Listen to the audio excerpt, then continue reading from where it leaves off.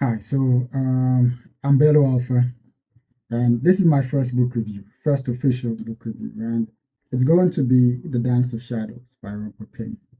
I'm not sure many people know this book. It's not as popular as I would like it to be, but I think it's getting there. It's a new book, actually. It came out this year, I think in January.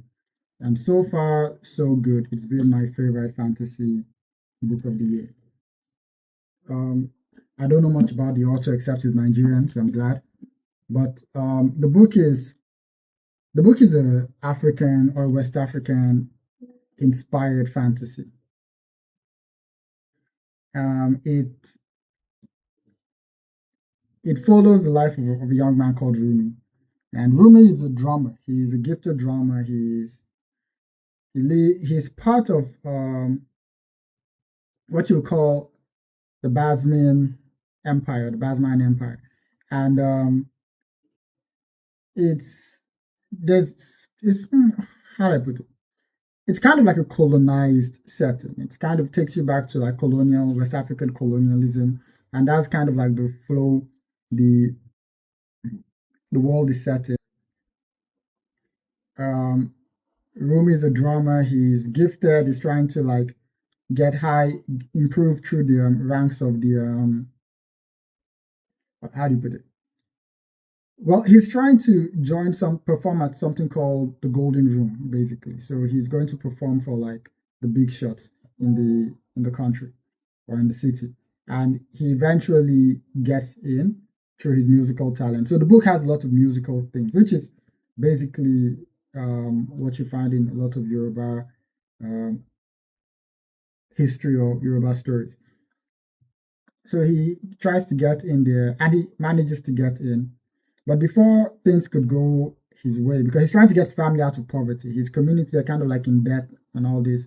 So he's trying to make some money to get them out of debt and kind of build up his community. But things go bad. Um, there is a guy called the Priest of Vultures, who is kind of like he's the big bad in the story, and his plan kind of messes up things with Rumi and his household or his family. Rumi goes through a very terrible um, trial. He has a mother called um, Adu. How do you pronounce her name? Adunola, and his mom is one of the most interesting characters in the book. I think one of the things I like about this book is that female characters are not as annoying as I see in most other books. They have very well written or well-rounded female characters. Um, but Rumi on his own is not probably my best character, but the entire story that goes around him is just an interesting one. And I'm trying to say everything without giving any spoilers whatsoever. And he kind of builds um, after losing a lot of people and losing a lot, he eventually begins to learn and becomes trained in the art of shadow wielding.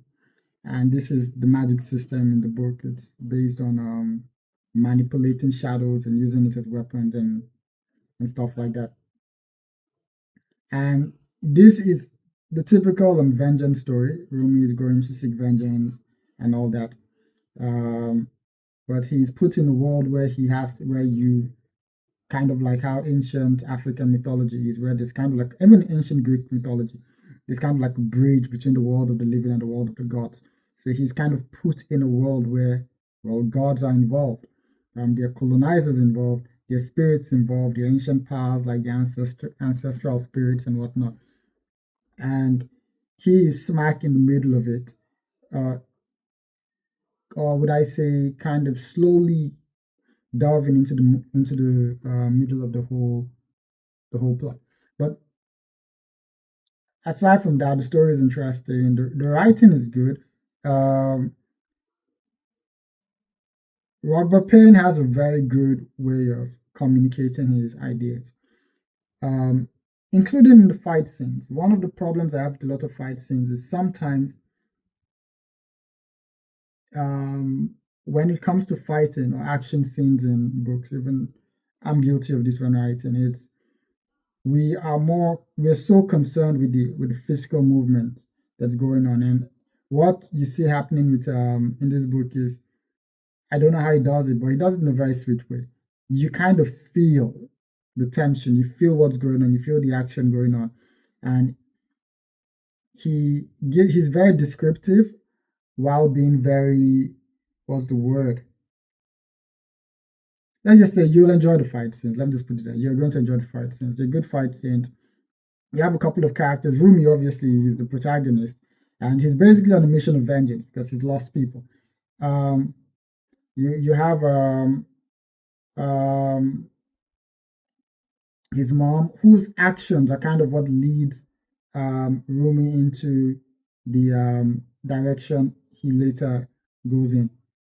You have the priest of vultures, who is like the big bad, and you have these names. There is the dying god, and there are a group of other shadow wielders, including Rumi's master and the rest of them. So it's a very um, it's a plot thick story, and I think the plot is growing. I heard that there's a book two coming out. It has to, because it looks like it ended. It ended.